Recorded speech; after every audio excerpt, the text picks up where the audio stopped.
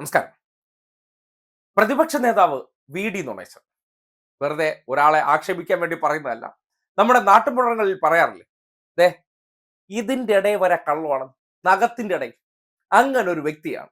കാര്യം എന്തെന്നല്ലേ, ഈ അടുത്ത ദിവസമാണ് ആറ്റിങ്ങൽ പാർലമെന്റ് മണ്ഡലത്തിൽ മത്സരിക്കുന്ന UDF സ്ഥാനാർത്ഥിയായിട്ടുള്ള അടൂർ പ്രകാശിനെതിരെ വോട്ട് ചെയ്യരുതെന്ന് ആവശ്യപ്പെട്ടുകൊണ്ട് കോൺഗ്രസ് പ്രവർത്തകർ തന്നെ പരസ്പരം അങ്ങോട്ടും ഇങ്ങോട്ടും ഫോൺ സംഭാഷണം നടത്തുന്നതിന്റെ ഈ ശബ്ദരേഖ പുറത്തു വന്നിരുന്നു.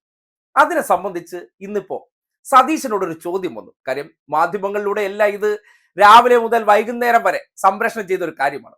അതിനെ സംബന്ധിച്ച് ആറ്റിങ്ങലിൽ വെച്ചിരുന്ന ഒരു പ്രാദേശിക ചാനൽ സതീശനോട് ചോദ്യം ചോദിച്ചപ്പോൾ അദ്ദേഹത്തിന്റെ ഒരു പ്രതികരണം ഒന്ന് കേട്ടെ.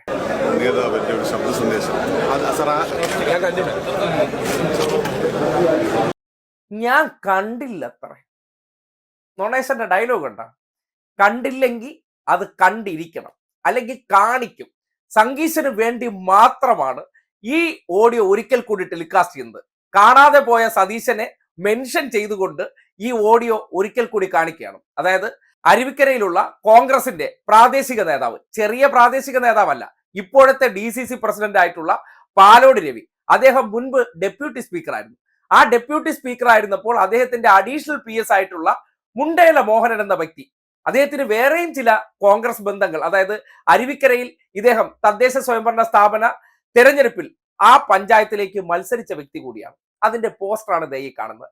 ആ വ്യക്തി പറഞ്ഞൊരു പ്രസക്തമായ വാചകം, ആ അലവലാതി അടൂർ പ്രകാശിനെ ഇക്കുറി വോട്ട് ചെയ്യരുത്.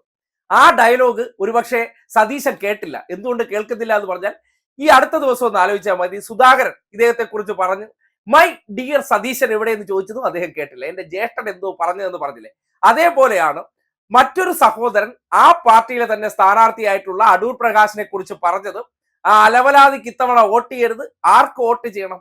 നമ്മുടെ മുരളീധരനെ വോട്ട് ചെയ്തിട്ട് മോഡി വരട്ടെ. അത് കോൺഗ്രസ് നേതാവ് പറയുകയാണ്. പ്രത്യേകിച്ച് പാലോട് രവിയുടെ മനസാക്ഷി സൂക്ഷിപ്പുകാരൻ പറഞ്ഞ ഈ ഫോൺ സംഭാഷണം അദ്ദേഹം കേട്ടില്ലെങ്കിൽ ദേ ചെവി തുറന്നൊന്ന് കേട്ടെ.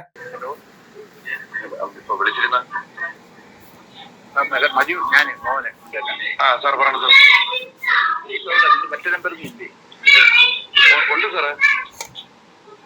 ഞാൻ വിളിച്ചത് ഈ കാര്യങ്ങളൊക്കെ കുറെ അറിഞ്ഞാന്നില്ലേ, പാർട്ടിയിലൊക്കെ വലിയ വിഷയങ്ങളാണ്. ഞാൻ ഒന്നും അറിയില്ല സാറേ. ഞാൻ ഇപ്പം വണ്ടി ഓട്ടങ്ങളായിട്ടൊക്കെ ഞാൻ കുറച്ച് തിരക്കിലൊക്കെയാണ്. പഴയ ശബരി മത്സരിച്ചപ്പോ ഇതിലായിട്ട് വർക്ക് ചെയ്ത ജലീൽ മുഹമ്മദ്, ഉദയൻ, ജ്യോതിഷ്, അവരുടെ കയ്യിലാണ് പാർട്ടി. നമ്മളങ്ങോട്ടേക്ക് മാനിപ്പിക്കുന്നില്ല. പരിപാടിക്ക് നമ്മളെ കേൾക്കുന്നില്ല.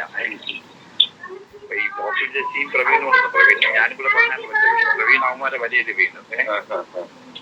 അതുകൊണ്ട് നമ്മളിപ്പോ ഒന്നിനും പങ്കെടുക്കുന്നില്ല. നമ്മള് പൂർണ്ണമായിട്ട് നമ്മൾ മാറിയിരിക്കുക. അത് മനസ്സിൽ വെച്ചോളണം. അതിനാണ് വിളിച്ചത്. നമുക്കിപ്പം ഈ കണക്കിനാണെങ്കിൽ നമുക്കിപ്പോ ഇവര് നമുക്ക് പലവണൊക്കെ ഡിസ്ട്രിക്ട് പ്രസിഡന്റ് ശബരിയൊക്കെ മീറ്റിംഗ് നമ്മളിപ്പോ കാര്യം പറഞ്ഞു. ഞങ്ങളെല്ലാം ഉണ്ട്. കളത്തുകാരി കൃഷ്ണ ഉണ്ട്, ശോഭനാസ് ഉണ്ട്, ഞാനുണ്ട്, ഇവിടെ പൊട്ടത്തിൽ സതി നമ്മുടെ എല്ലാം ഉണ്ട്. വെള്ളനാട് സെച്ചെണ്ണ, മറ്റേ സത്യജോസ്, പൂച്ചിലായത്തിൽ നമ്മളെല്ലാരും ഉണ്ട്. മെമ്പർമാരൊക്കെ അങ്ങനെ ശ്രീമാർ അപ്പിയാണ് എല്ലാരും ഉണ്ട്. അപ്പൊ അതിനകത്ത് ഇവര് നമ്മൾ ഇത്രയൊക്കെ ആയിട്ട് നമ്മൾ പറഞ്ഞവര് ഒരു മൈൻഡ് ചെയ്യുന്നില്ല. ഈ അടൂർ പ്രകാശമൊക്കെ അവരുടെ ഭാഗത്താണ്. അപ്പൊ നമുക്കൊരു താങ്ങേണ്ടി വരും. ഞാൻ പറയുന്നത് നൈസില് മറിച്ച് നമുക്ക് ഇതൊന്നും ചെയ്തങ്ങ് പോയാൽ എല്ലാവരും മോഡി അങ്ങ് വരട്ടെ. അയാളിപ്പോ അയാളെ ഗവൺമെന്റ് വരെയാണെന്നല്ല, നമുക്ക് എന്തിനുള്ള ഈ അലവരായിരിക്കും സഹായിക്കുന്നത്. എന്താണ് നിന്റെ ഒരു അഭിപ്രായം? സാറ് പറയണത് അങ്ങനെയാണോ? ഇപ്പൊ നമ്മൾ അതിനനുസരിച്ച് താങ്ങി കൊടുത്താൽ ഇവരൊന്നും പോകുന്ന നൈസിന് മറിച്ചാൽ കിട്ടും. ഇവർക്ക് നമ്മൾ പറഞ്ഞു വെള്ളനാട് അരുവിക്കരയിൽ നിങ്ങൾ തറ വെട്ടിക്കുമെന്ന് പറഞ്ഞിട്ടുണ്ട്. സ്ഥലത്തിന് മക്കളെന്ന് പറഞ്ഞിട്ട് നമ്മൾ നിൽക്കുകയാണ്. അപ്പൊ നമ്മൾ അതിനനുസരിച്ച് നിലപാടെടുക്കേണ്ടി വരും.